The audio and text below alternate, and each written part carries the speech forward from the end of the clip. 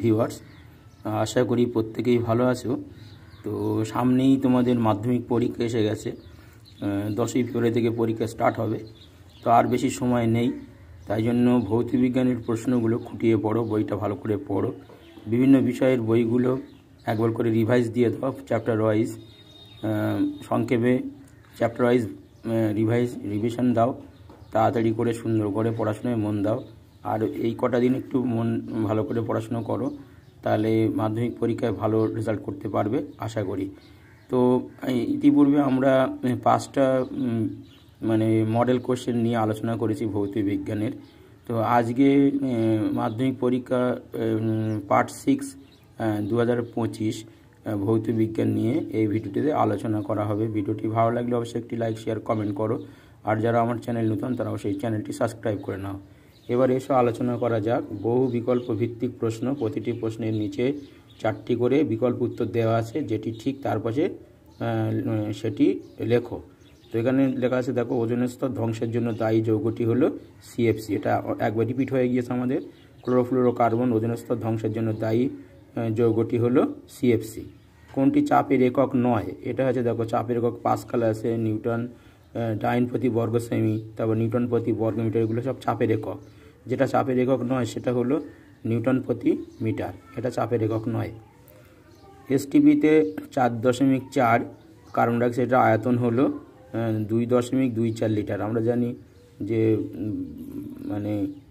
Carbon ডাইঅক্সাইডের আয়তন হচ্ছে 44 গ্রাম। Carbon ডাইঅক্সাইডের আয়তন হচ্ছে 44 গ্রাম।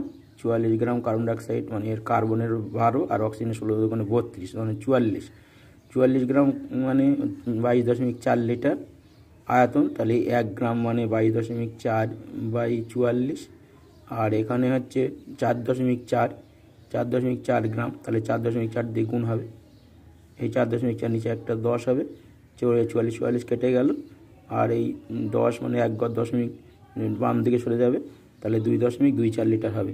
সি আনসার কারেক্ট হবে। নাম্বার 4, আদর্শ অন্তরকের তাপ পরিবাহিতা কত? এটা 0 হবে। আদর্শ অন্তরকের তাপ পরিবাহিতা কত? এটা হবে 0 হবে। আদর্শ অন্তরকের তাপ পরিবাহিতা হলো 0।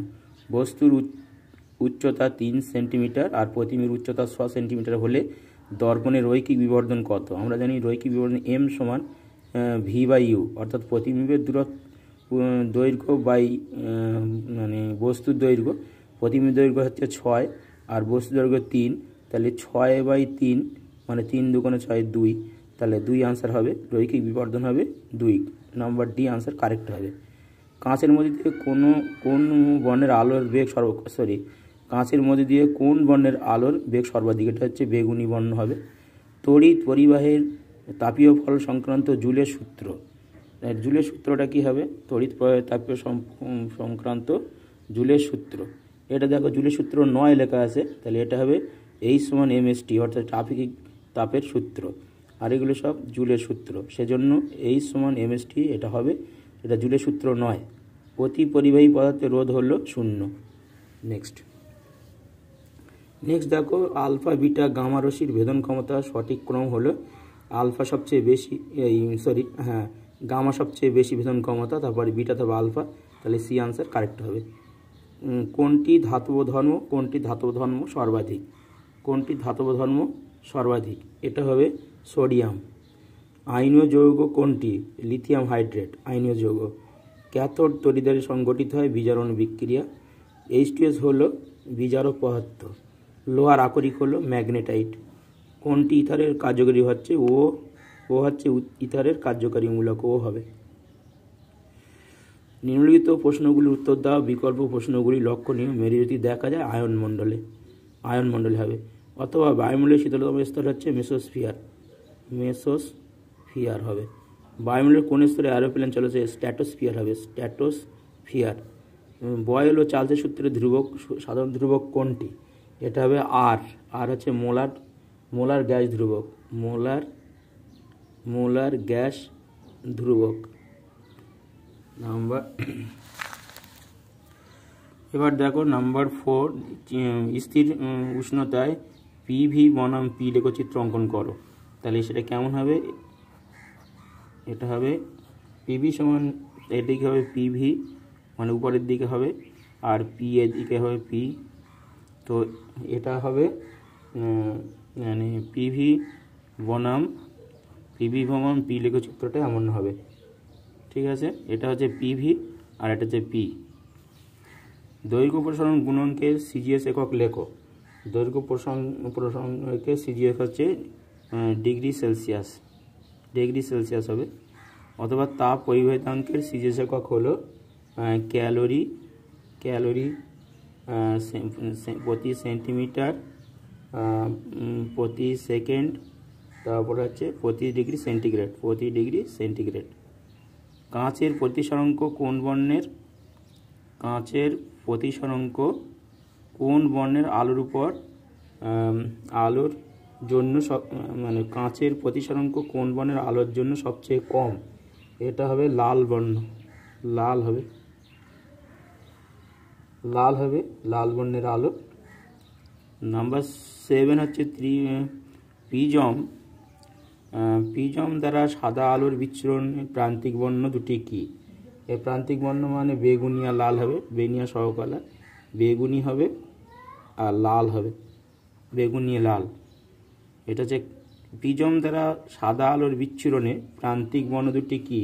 বেগুনি ও লাল। তড়িৎচালক বলের এসআই একক ভোল্ট, সত্য, এটা হ্যাঁ সত্যই হবে, কারণ তড়িৎচালক বলের একক তো ভোল্ট। লাইভ তারের বর্ণ সংকেত কি? এটাও হলুদ হবে, লাইভ তারের হলুদ মানে লাইভ তার বাদামি হবে। আলফা কণা নির্গত হলে ভরসংখ্যার কি পরিবর্তন ঘটে?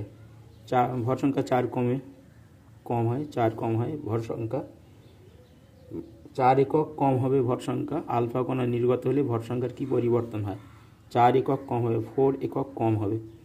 নিউক্লিয় সংযোজনের শক্তির উৎস কি? নিউক্লিয় সংযোজনের শক্তির উৎস হচ্ছে নিউক্লিয়াসের ভর শক্তিতে রূপান্তরিত হয়। নিউক্লিয়াসের ভর শক্তিতে রূপান্তরিত হয়। ডান স্তম্ভ বাম স্তম্ভ সামঞ্জস্য বিধান করো।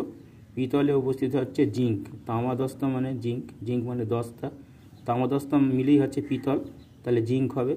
দুষ্ট মৌল হলো হাইড্রোজেন, কারণ এটা তো সবাই জানে যে দুষ্ট মৌল হাইড্রোজেন। থার্মিক মিশ্রণে লাগে অ্যালুমিনিয়াম। আর হচ্ছে দ্বিতীয় পর্যায়ে ক্ষুদ্রতম মৌল হলো ফ্লোরিন। আশা করি বুঝতে পেরেছ। এরপর দেখো MgCl2 এর লুইস ডট চিত্র অঙ্কন করো। তো এটা তোমার বই থেকে করে নাও, এটা একটু জায়গা এখানে সংক্ষেপ আছে, তাই জন্য দেখানো সম্ভব হচ্ছে না। লোহার উপর নিকেলের প্রলেপ দিতে অ্যানোডিক রূপে কি ব্যবহার করবে? তো লোহা তাহলে উপর মানে নিকেলের প্রলেপ, তাহলে লোহা নিচে আসে আর তার উপরে নিকেলের প্রলেপ। তো যার উপর প্রলেপ দেওয়া সেটা হচ্ছে ক্যাথোড, আর যেটির প্রলেপ দেওয়া সেটা হচ্ছে অ্যানোড, অর্থাৎ নিকেল দণ্ড হবে অ্যানোড হবে। জলের তড়িৎ বিস্ফোরণের ক্যাথোডে 100 ঘন সেমি হাইড্রোজেন উৎপন্ন হলে অ্যানোডে অক্সিজেন আয়তন কত হবে? তাহলে মানে যেহেতু হাইড্রোজেন হবে 1 ভাগ আর এই অক্সিজেন হবে 2 ভাগ, তাহলে এ যদি 100 হয় তাহলে অক্সিজেন হবে 200 সেন্টিমিটার কিউব ঘন সেমি। কপার সালফেট দ্রবণের তড়িৎ বিশ্লেষণে অ্যানোডে কি উৎপন্ন হয়? কপার সালফেটের তড়িৎ বিশ্লেষণে অ্যানোডে কি উৎপন্ন হয়? তো এটা হবে অ্যানোডে অক্সিজেনের আয়তন হবে এটা হবে 100 থাকলে হাইড্রোজেন, তাহলে এখানে হবে অক্সিজেন হচ্ছে 50 ঘন সেমি হবে।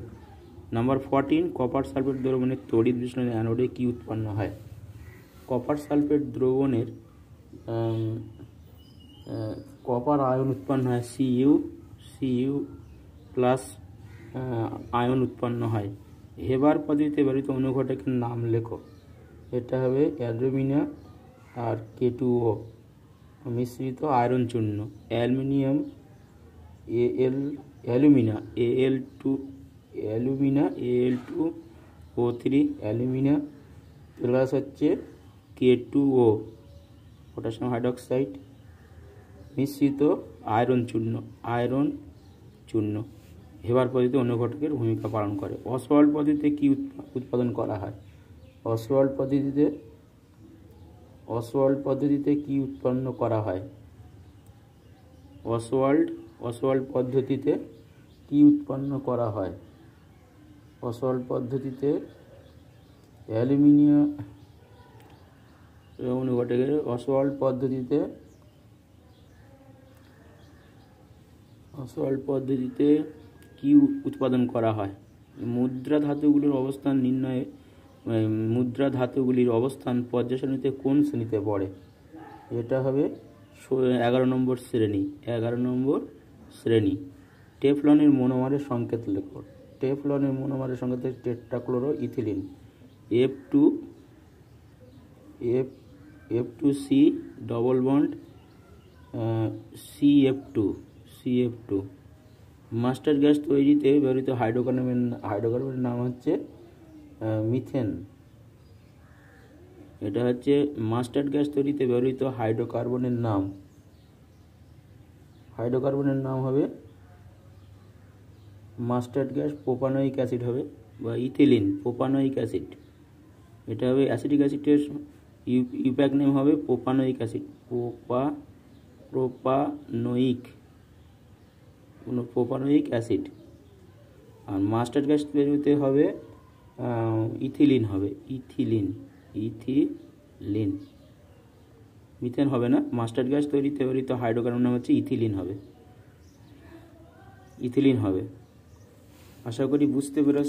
তো এইভাবে প্রতিটা প্রশ্ন তোমরা ধরে ধরে করো, তাহলে পরীক্ষায় ভালো নাম্বার পাবে আশা করি। আজ এই পর্যন্ত, আবার নেক্সট ভিডিওতে দেখা হবে। Thank you students and viewers.